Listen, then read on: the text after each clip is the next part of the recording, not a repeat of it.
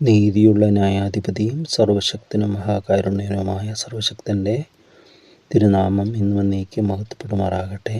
ദൈവകൃപയാൽ ഒരു ദിവസം കൂടെ, ഈ കർത്തൃ ദിവസം കൂടെ ദൈവം നമുക്ക് ദാനമായി തന്നതിനെ ഓർത്ത് ദൈവത്തെ സ്തുതിക്കാം. ദൈവത്തെ സ്തുതിക്കുന്നു, ദൈവത്തെ മഹത്വപ്പെടുത്തുന്നു. അവിടുത്തെ പരിശുദ്ധ നാമം ഇന്നും എന്നേക്കും മഹത്വപ്പെടുമാറാകട്ടെ. ദൈവ കൃപയുടെ, ദൈവസ്നേഹത്തിൻ്റെ ആഴങ്ങൾ ധ്വനിക്കുന്ന സങ്കീർത്തന വാക്യങ്ങൾ നമ്മൾ ധ്യാനിക്കുകയായിരുന്നു.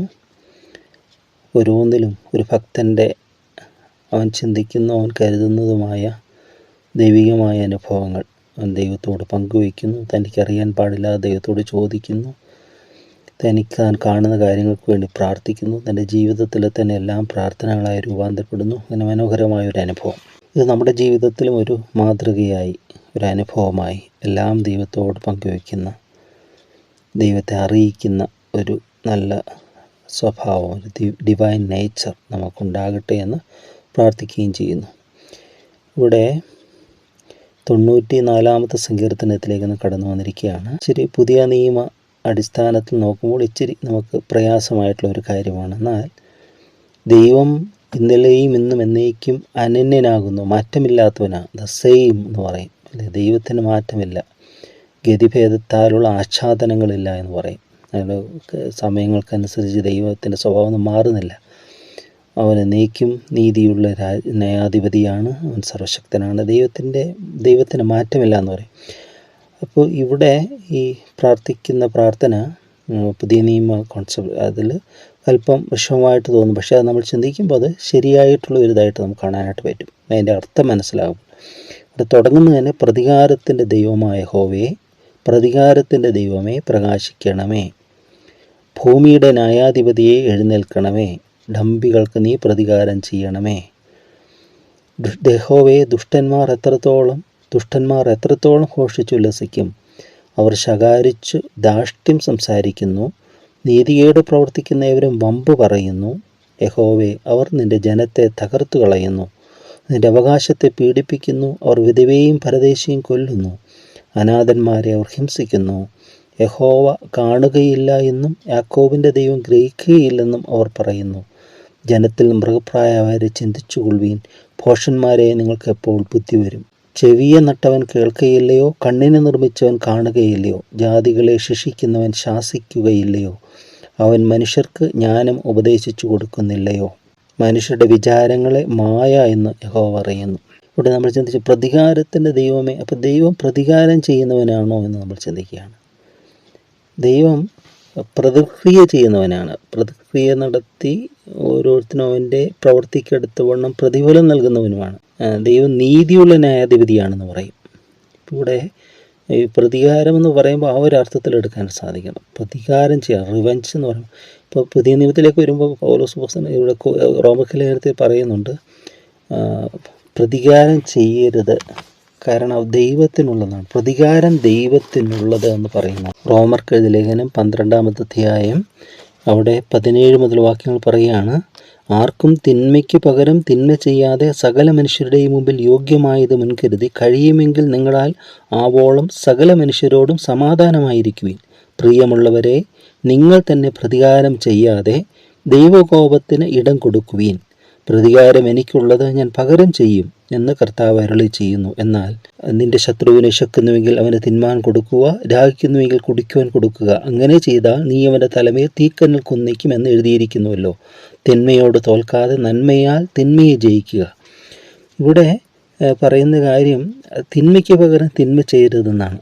നിങ്ങളാൽ ആവോളം സകല മനുഷ്യരോടും സമാധാനമായിരിക്കുവിൻ. പ്രിയമുള്ളവരെ, നിങ്ങൾ തന്നെ പ്രതികാരം ചെയ്യരുത്.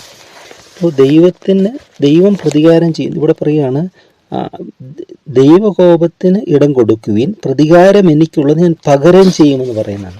കണ്ടോ, പ്രതികാരം ദൈവത്തിനുള്ള, ദൈവത്തിന് പകരം ചെയ്യും. ദൈവം പ്രതികാരം ചെയ്യുകയല്ല, ദൈവത്തിന് പകരം ചെയ്യുകയാണ്. അവൻ്റെ പ്രതികാരത്തിന്, അവൻ്റെ ആ തെറ്റിന് ദൈവം പകരം ചെയ്യുകയാണ്. അത് ദൈവത്തിൻ്റെ നീതിയാണ്.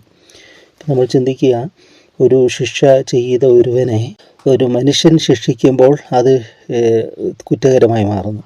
എന്നാൽ അതിനുള്ള ന്യായാധിപതികൾ അല്ലെങ്കിൽ അതിനുള്ള അധികാരികൾ അത് ശിക്ഷിക്കുമ്പോൾ, ഇപ്പോൾ ജഡ്ജ്, കോടതി അല്ലെങ്കിൽ പോലീസ് വകുപ്പ്.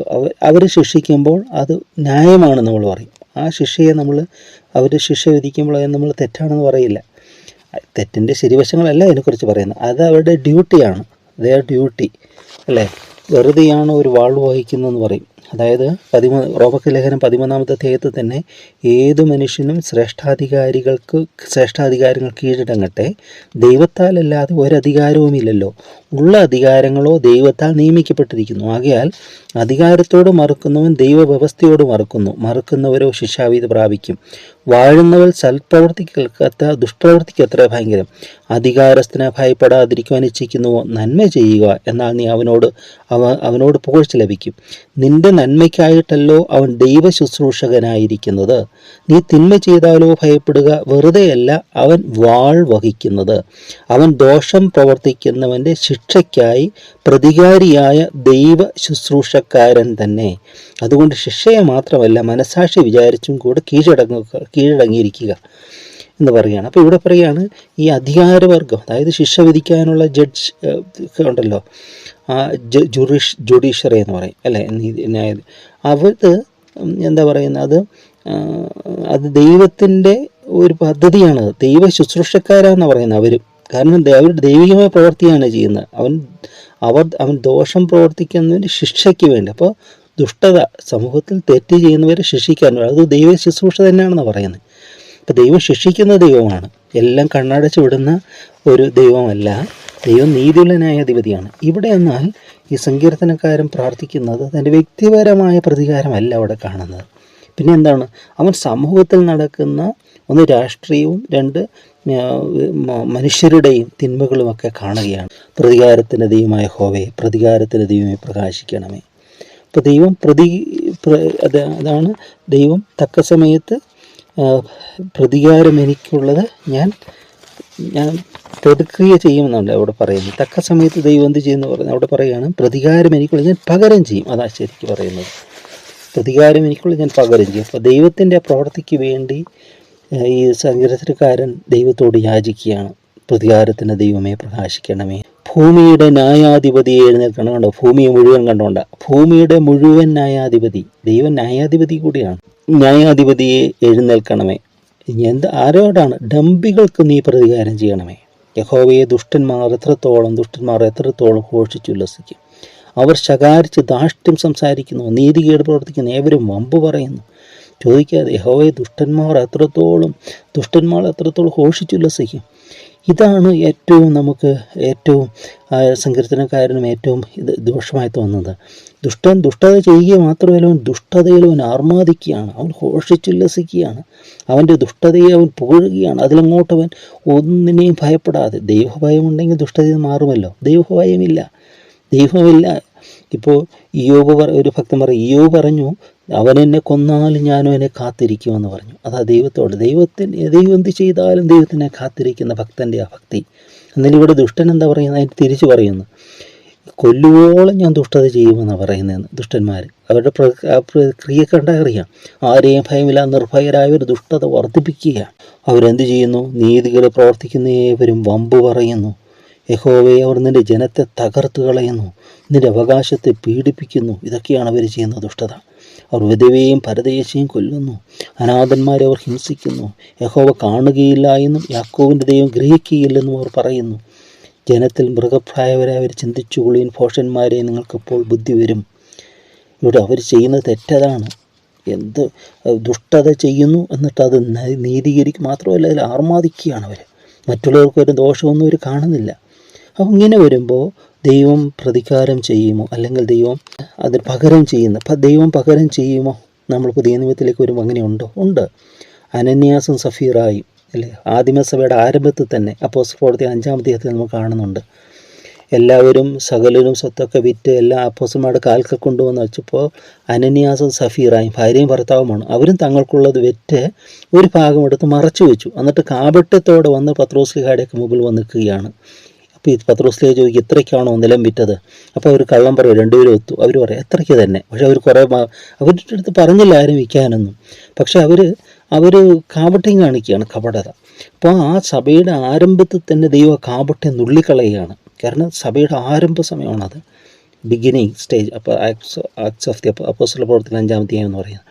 ഉടനെ അവർ രണ്ടുപേരും, അതൊരു സിമ്പലാണ്. തുടർന്ന് കാണുന്നുണ്ട്, ഒരു ഒരു ഗവർണറുടെ വിശ്വാസത്തെ തടയാൻ ശ്രമിച്ച ഏലിമാസ് എന്ന് പറയുന്ന ബർയേഷു എന്ന് പറയുന്ന കള്ളപ്രവാചകനെ ശാസിക്കുന്നതായിട്ട് കാണുന്നുണ്ട്. ഹെരോദാവിനെ ദൈവം ശിക്ഷിക്കുന്നതായിട്ട്, അതൊക്കെ അപ്പോസ്തലപ്രവർത്തനത്തിൽ നമ്മൾ കാണുന്നതാണ്.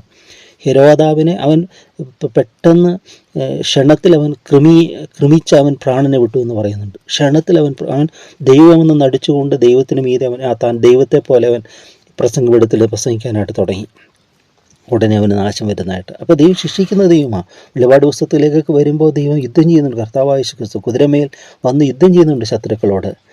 ദൈവം ഇന്ന് നമുക്ക് തന്നിരിക്കുന്ന കൃപയുടെ കാലഘട്ടം, ദൈവം നമ്മൾ തന്നിരിക്കുന്ന നന്മകൾ, അതുകൊണ്ട് നമ്മൾ ആ സ്നേഹം ഇന്ന് നമ്മൾ എന്ത് ചെയ്യുന്നു? ശത്രുക്കൾക്ക് വേണ്ടി പ്രാർത്ഥിക്കുകയാണ്, ഉപദ്രവിക്കുന്നവർക്ക് വേണ്ടി പ്രാർത്ഥിക്കുകയാണ്. അത് പുതിയ നിയമ കാലഘട്ടത്തിൽ ഈ യുദ്ധം ചെയ്യുന്നത് പോലെ തന്നെ പവർ വേണം ക്ഷമിക്കാൻ. നമ്മളൊരിക്കൽ ചിന്തിച്ചെന്ന് പറഞ്ഞല്ലേ, അത് തന്നെ അതേ വീര്യം, അതേ കൃപ നമുക്ക് വേണം. യുദ്ധം ചെയ്യുന്നതിന് ശക്തി വേണമെന്ന് പറയുന്ന പോലെ തന്നെ നമുക്ക് ക്ഷമിക്കാനും അതിന് കൃപ വേണം. ഇല്ലാതെ ക്ഷമിക്കാൻ പറ്റുകയില്ല. ചെറിയ തെറ്റ് ചെയ്തവരോട് ക്ഷമിക്കാൻ പറ്റാത്ത മനസ്സ്. എന്നാൽ ദൈവസ്നേഹം നമ്മളെന്ന് പറയുമ്പോൾ ക്ഷമ നമ്മളിലും. പക്ഷേ ഇവിടുത്തെ ഈ പ്രാർത്ഥന എന്ന് പറയുന്നത് യഥാർത്ഥമായിട്ടുള്ള പ്രാർത്ഥനയാണ്, നീതിയോടെയുള്ള ന്യായാധിപനോടുള്ള പ്രാർത്ഥനയാണ്. കാരണം ഈ തിന്മകൾ വർദ്ധിക്കുക, സമൂഹത്തിലെ തിന്മകൾ, സമൂഹത്തിലെ ദുഷ്ടത ഇങ്ങനെ നടക്കുന്നു. ഇന്ന് നമ്മൾ കാണുന്നത് ശ്രദ്ധിക്കാം, ഇന്ന് വളരെ അത് ദുഃഖത്തോടെ പറയുകയാണ്. ഇന്നത്തെ സാമൂഹ്യ നീതിയിലെല്ലാം നമ്മൾ കാണുകയാണ്. എല്ലാ ടി വിയൊക്കെ ഓപ്പൺ ചെയ്താൽ ന്യൂസൊക്കെ കണ്ടാൽ എല്ലാം അടിയാണ്. എന്നും അവർ ഓരോ രണ്ട് കക്ഷികളും ചേർന്ന് ഭരിക്കുകയാണോ അവർ എന്നു തോന്നിപ്പോകുന്ന ഒരു ഇതിലാണ്. തമ്മിൽ പരസ്പരം അടിയാണ്, എന്നും അടി തന്നെ. ഇതിനേ സമയമുള്ളൂ. അത് പൊതു സ്വത്തുകളൊക്കെ നശിക്കുന്നു, ഇത് മാത്രം സമയം. എവിടെയാണ് ഭരണം നടക്കുന്നത്? ഇങ്ങനെയൊക്കെ സാമൂഹികമായ തിന്മകൾ കാണുമ്പോൾ ഒരു ഭക്തൻ പ്രാർത്ഥിക്കുന്നതാണ്. ഒരു പ്രാർത്ഥനയുടെ അനുഭവമാണ് ഇവിടെ നമ്മൾ കാണുന്നത്. പ്രതികാരത്തിൻ്റെ ദൈവമേ പ്രതികാര ദൈവമേ പ്രകാശിക്കണമേ. സാധുക്കളെയെല്ലാം പീഡിപ്പിക്കുകയാണ് അല്ലേ, അതിന്മാരെല്ലാം ഹിംസിക്കുകയാണ് എന്ന് പറയുന്ന ഒരു അനുഭവം ഇവിടെ അവസാനം പറയുകയാണ്, ചെവിയെ നട്ടവൻ കേൾക്കുകയില്ലയോ, കണ്ണിനെ നിർമ്മിച്ചവൻ കാണുന്നില്ലയോ, ജാതികളെ ശിക്ഷിക്കുന്നവൻ ശാസിക്കുകയില്ലയോ, അവൻ മനുഷ്യർക്ക് ഞാൻ ഉപദേശിച്ചു കൊടുക്കുന്നില്ലയോ. മനുഷ്യരുടെ വിചാരങ്ങളെ മായ എന്ന് യഹോവ പറയുന്നു. ചെവിയെ നട്ടവൻ, ചെവി തലച്ചോറിനടുത്ത് തന്നെ സൃഷ്ടിച്ചിരിക്കുകയാണെന്ന് അദ്ദേഹം പറഞ്ഞ്. ക്രേത്തയിലെ ജുപ്പിറ്റർ എന്ന് പറയുന്ന ഒരു വിഗ്രഹത്തിൻ്റെ ചെവിയില്ലെന്നാണ്. കാരണം ഒന്നും കേൾക്കുന്നില്ല, ദൈവത്തിന് എല്ലാം ഒന്നും കേൾക്കാൻ പറ്റത്തില്ല എന്നാണ് പറയുന്നത്. അങ്ങനെ പലത്. എന്നാൽ ചെവിയെ നട്ടവൻ കേൾക്കുകയില്ല, കണ്ണിനെ നിർമ്മിച്ചവൻ. കണ്ണിൻ്റെയൊക്കെ അത് മറ്റൊരു വിഭാഗമാണ് അല്ലേ. ചെവി എത്ര മനോഹരമായിട്ട് ദൈവം ക്രമീകരിച്ച് തന്നിരിക്കുന്നത്. കണ്ണിൻ്റെ പ്രവർത്തനം എത്രമാത്രം ഇതൊക്കെ ചുമ്മായുണ്ടായെന്ന് പറയും നിരീശ്വരവാദിത്വം, ശാസ്ത്രീയ നിരീശ്വരവാദിത്വം എന്ന് പറയും ഇപ്പോൾ ഉണ്ടായിരിക്കുന്ന ഒരു ഈ നിരീശ്വരവാദികളൊന്നും ഒരു ശാസ്ത്രത്തിൻ്റെ സംഭാവനകളും ഒന്നും തന്നിട്ടില്ല. എല്ലാം ക്രിസ്തീയ വിശ്വാസികളും ദൈവഭക്തരും ഒക്കെയാണ് ശാസ്ത്രത്തിലെ ഏറിയ എല്ലാ അനുഭവങ്ങളും തന്നിട്ടുള്ളത്. എന്നാൽ ഇവർ ഒന്നും കാണാതെ ചുമ്മാ പറയുകയാണ്. അതുകൊണ്ട് ഇതൊക്കെ കാണുമ്പോഴാണ് ഒരു ഭക്തൻ്റെ നീതിയുള്ള ഹൃദയത്തിൽ ദൈവത്തോട് പ്രാർത്ഥിക്കുക, ദൈവമേ എത്രത്തോളം താമസമെന്ന്. സംഗീതം യഹോവേ എത്രത്തോളം താമസം, നീ പ്രാർത്ഥനയ്ക്ക് ഉത്തരം നൽകിയില്ലയോ എന്ന്. തീർച്ചയായും ദൈവം തക്ക സമയത്ത് ദൈവം നീതിയുള്ള ന്യായാധിപതിയാണ്, ദൈവം ഉത്തരമേകും. നമുക്ക് ആ ക്രൂശിലേക്ക് നോക്കുമ്പോൾ കാണാം, ദുഃഖമുള്ളിയല്ല, പിന്നെ ഒരു ന്യായറുണ്ട്. പാപങ്ങൾക്ക് പ്രായശ്ചിത്തം വരുത്തിയ ശേഷം പിതാവിൻ്റെ വലത്തുഭാഗത്ത് നമുക്ക് വേണ്ടി പക്ഷപാതം ചെയ്യുന്ന ഉയർത്തെഴുന്നേറ്റ് ഇന്നും ജീവിക്കുന്ന കർത്താവായ യേശു ക്രിസ്തു. അവൻ സമയത്തിന് മുമ്പേ അവൻ എല്ലാം തക്ക സമയത്ത് അതതിൻ്റെ സമയത്ത് ഓരോന്നും ചെയ്യും. അതുകൊണ്ട് ആ സർവശക്തി നമുക്ക് ആശ്രയിക്കാം, ആ ദൈവിക സമാധാനം നമുക്ക് ആശ്രയിക്കാം. ദൈവമേ അവിടെ നിന്ന് തന്നെ പ്രവർത്തിക്കണമേ എന്ന് പ്രാർത്ഥിക്കാം. എല്ലാം നമുക്ക് പ്രാർത്ഥനകളായ ദിവസം സമർപ്പിക്കാം. സ്നേഹം നിറഞ്ഞ ദൈവമേ, സമൂഹത്തിലെ തിന്മയും മനുഷ്യരുടെ പ്രവർത്തനങ്ങൾ ദുഷ്ടതകളും വർദ്ധിക്കുമ്പോൾ ഒരു ഭക്തൻ്റെ ഹൃദയത്തിലുളവാകുന്ന പ്രാർത്ഥന പോലെ ഞങ്ങളുടെ ഹൃദയവും നീതിബോധത്താൽ ഉരുകുമ്പോൾ നിൻ്റെ സന്നദ്ധിയിലെല്ലാം സമർപ്പിക്കുവാനും നിന്നിൽ ആശ്വാസം കണ്ടെത്തുവാനും നീ തക്ക സമയത്ത് അവിടുന്ന് പ്രതിക്രിയ ചെയ്യുന്ന ദൈവമായതുകൊണ്ട് ഞങ്ങൾ അങ്ങേ സ്തുതിക്കുന്നു. എല്ലാം നിൻ്റെ കരങ്ങളിലേക്ക് സമർപ്പിക്കുന്ന എല്ലാവരും നിന്നെ അറിയുവാൻ, ദുഷ്ടൻ്റെ മരണത്തിൽ എനിക്ക് ലേശം പോലും ആഗ്രഹമില്ലാന്ന് തുടങ്ങി എല്ലാവരും നിന്നെ അറിയാൻ ഇടയായി തീരണമേ എന്ന് വന്നിരിക്കുന്നതിന് ആമേൻ. പാപിക്കുമറവിടമേശുരക്ഷകൻ പാരിതിൽ വന്നു ജീവൻ തന്നവൻ പരമോന്നതൻ കുരിശോളവും തന്നെ താഴ്ത്തിയെന്നെയോർത്തവൻ എന്നുമുള്ളവൻ സർവവല്ലഭൻ മണ്ണും വിണ്ണുമെല്ലാം ഉണ്ടാക്കിയോൻ ഉന്നതാധിപൻ പാപിയാം എന്നെ തേടി വന്നതത്ഭുതം.